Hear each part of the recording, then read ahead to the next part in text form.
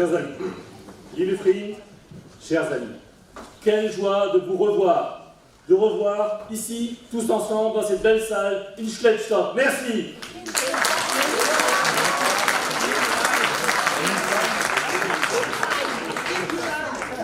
Hier sind Celsius. Celsius, vous nicht aufgeht. Celsius, vous lacht und kämpft. Vous êtes l'Alsace, celle qui reste debout et qui combat. Et bientôt, vous serez récompensés par la victoire.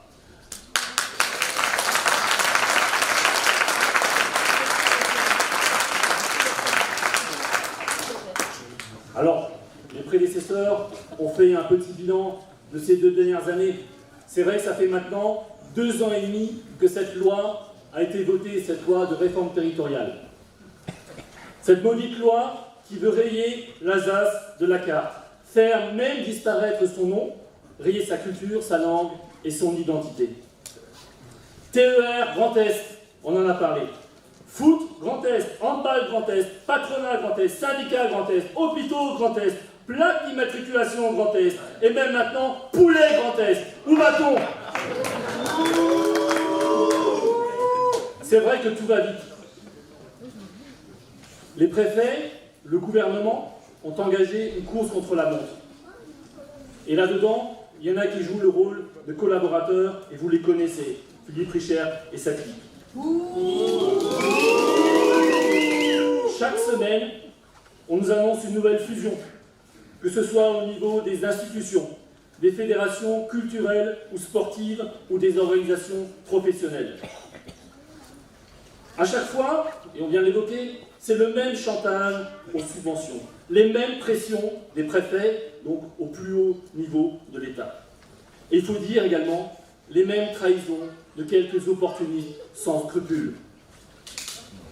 Mais alors, pourquoi cet empressement? Pourquoi cette course folle? Liebe Freund, es ist ganz einfach. Sie haben Angst vor uns.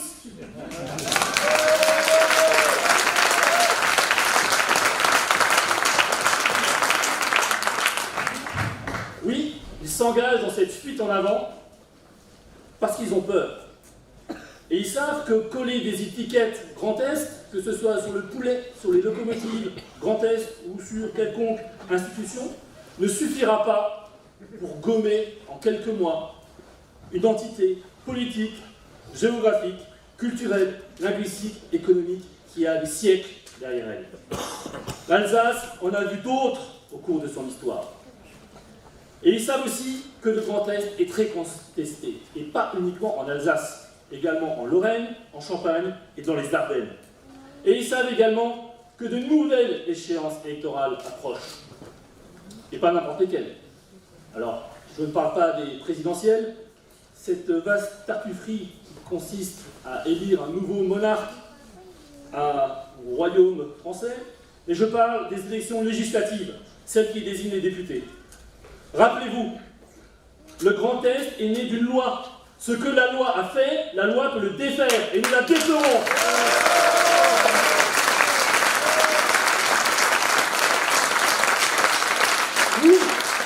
Nous balayerons le Grand Est et nous rendrons à l'Alsace sa liberté et sa dignité.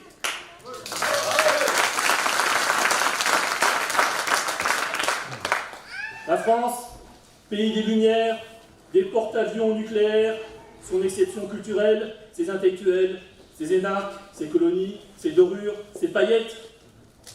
Derrière cette poudre aux yeux, il y a un pays aux abois, un pays qui n'en peut plus, paralysé par un État tentaculaire, un dogmatisme jacobin et un système politique sclérosé.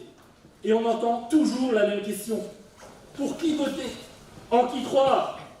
Parce que l'électeur ne s'y retrouve plus. Désespérés, ils changent les têtes en espérant le renouveau, avant de sombrer à chaque fois dans la nouvelle désillusion. On leur proposait Juppé ou Sarkozy, et ben ils ont voté Fillon. On leur proposait Valls ou Montebourg, et ben ils ont voté Hamon.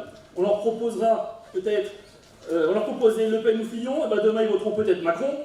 Mais une chose est sûre, je ne donne pas jusqu'à la fin de l'année, cette fin d'année 2017, pour qu'ils ne veulent plus du nouveau président.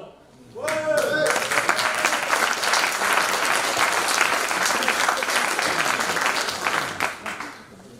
lecteur s'affole, il vote par défaut.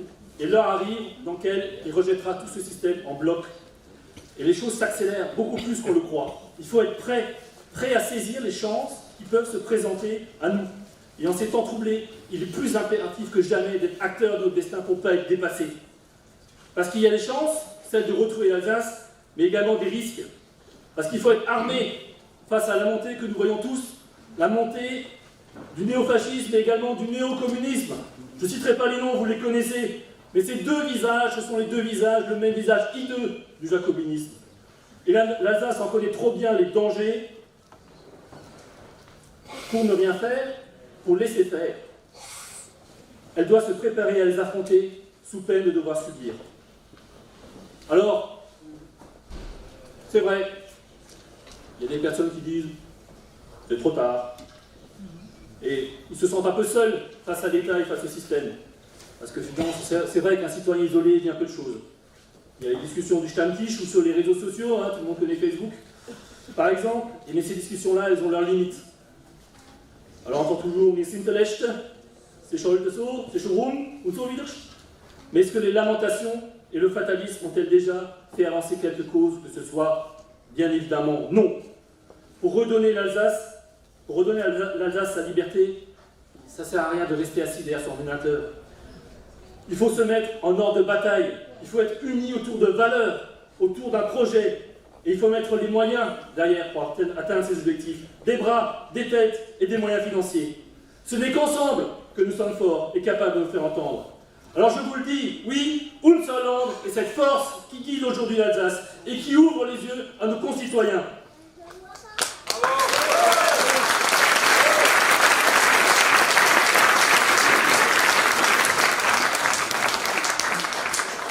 Imaginez une élection et un monde sur Unserland. Imaginez-vous dans l'isoloir, avec les bulletins devant vous, qu'est-ce que vous feriez? Qu'est-ce que vous feriez? Parce que si on enlève aujourd'hui Unserland à l'Alsace, qu'est-ce qui reste? Ahuf, oh, ce chiffre. La combine, on s'arrête.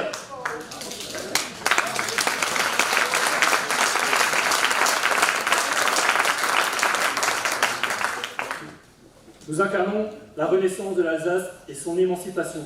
Voilà notre fierté et notre responsabilité. Et je pense sincèrement que nous avons des vraies raisons d'être optimistes. Parce que nous ne sommes pas seuls. Il n'y a pas qu'en Alsace qu'on se bat. Alsaciens, Corses, Basques, Bretons, Catalans, Savoyards, Occitans, nous sommes tous ensemble dans ce combat et nous entretenons des liens étroits avec eux. Et si on regarde les 10 années qui se sont écoulées, on constate, en regardant les chiffres, que jamais les mouvements régionalistes, autonomistes et indépendantistes n'ont été aussi forts dans l'Hexagone. Les scores de nos partis respectifs sont en constante progression. Et si on regarde maintenant à l'échelle de nos groupements, ces dernières années nous ont apporté un député européen, des conseillers généraux, des conseillers régionaux et plus récemment, le contrôle même de la collectivité territoriale de Corse. Et plus récemment, et c'était une première, 3 candidats régionalistes étaient proposés à être candidats à la présidentielle. Alors certes, on peut regretter que la démarche n'ait pas abouti, qu'elle n'ait pas été jusqu'au bout, mais néanmoins, elle doit être saluée. Et elle démontre que nos idées sont en progression, même si les médias n'en parlent jamais.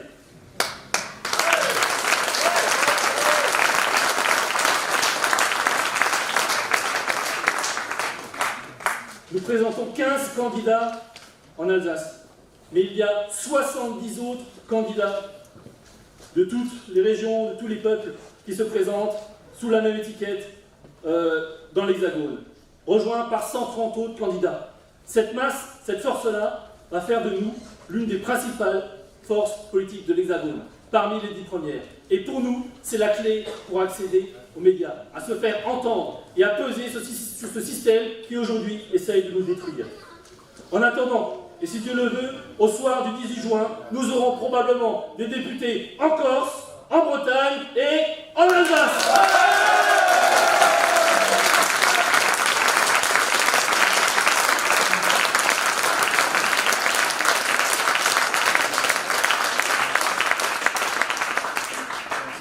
Alors évidemment, on a des détracteurs, parce que quand on commence à grandir, on pèse sur les choses, on fait peur. On d'essayer de nous détruire. Alors on dit, ouais, notre langue, pour rester entre vous, vous avez le drapeau, c'est folklorique, mais vous faites rien. C'est pas vrai. C'est pas vrai, car nous avons notre mot à dire sur tout. Évidemment sur les questions institutionnelles, culturelles, linguistiques, mais également en matière d'économie et de société. Dans quelques minutes, nos 15 candidats vont vous présenter notre projet pour l'Alsace et pour un monde meilleur. En attendant, retenez une chose, les débats droite-gauche, dont on nous bassine maintenant depuis des décennies, ces débats-là, vous le savez, ils sont totalement dépassés. La question qui se pose aujourd'hui, à nous, à l'Hexagone, à l'Europe, et à l'humanité entière, est la suivante. Acceptons-nous de vivre dans un monde anonyme, contrôlé par une minorité qui dominerait des milliards d'individus réduits au statut de consommateurs acculturés et écervelés? Ça, jamais. Notre vision est celle d'un monde où les différences sont des richesses. Un monde dans lequel on peut vivre et travailler décemment dans un Heimat. Un monde qui respecte les langues et les cultures. Un monde réhumanisé dans lequel l'autonomie serait le maître mot. Autonomie politique, évidemment, mais autonomie personnelle, alimentaire, énergétique. Un monde dans lequel chaque citoyen peut être acteur de son avenir grâce à la démocratie directe. Mais ce qui donne sens à mon combat, et à beaucoup d'autres d'entre nous, c'est celui de la langue et de la culture. Parfois, j'imagine nos grands-parents, nos arrière-grands-parents, nos ancêtres, là-haut, qui nous regardent et qui sont en train d'assister eux aussi à cette expropriation culturelle. Que pensent-ils de cette situation? Et quand je regarde nos enfants, je les imagine dans 40 ans. En ferons-nous des Alsaciens Elsassers? Ou serons-nous la génération du renoncement, celle qui mettra la clé à 1500 ans d'histoire sous la porte? Non. Non. Non. Mais alors cette question, nous devons la trancher maintenant, parce qu'il ne sert à rien de faire l'autruche. Il faut regarder la vérité en face. Les jours de notre langue et de nos cultures sont comptés. C'est une course contre la montre. Une course pour la survie. Sans seconde chance. Sans session de rattrapage. Et sans excuse. Au cours de son histoire, un peuple peut perdre sa liberté et la retrouver un jour. Il peut connaître un jour la pauvreté et demain la prospérité. Mais s'il perd sa langue et sa culture, c'est à tout jamais. C'est irrémédiable, ne l'oublions pas. L'heure n'est pas aux demi-mesures, aux déclarations tièdes ou molles, aux demandes polies, s'il vous plaît, aux compromissions. Posons clairement la question. Sommes-nous libres? Sommes-nous libres dans ce grand Est? Sommes-nous libres de proposer partout à nos enfants un enseignement bilingue? Sommes-nous libres de retrouver le plein emploi comme il est l'outre-Rhin? Sommes-nous libres de décider sur les sujets qui nous concernent? GCO, Fessenheim, Stockamine et autres. À chaque fois que nous bougeons, nous sentons le poids des chaînes qui nous entravent. En conclusion, mes amis, pour terminer, si nous ne sommes pas libres, c'est qu'il est temps de se libérer du carcan jacobin. Libérons notre économie, libérons notre démocratie, libérons notre droit local, libérons notre langue, libérons l'Alsace!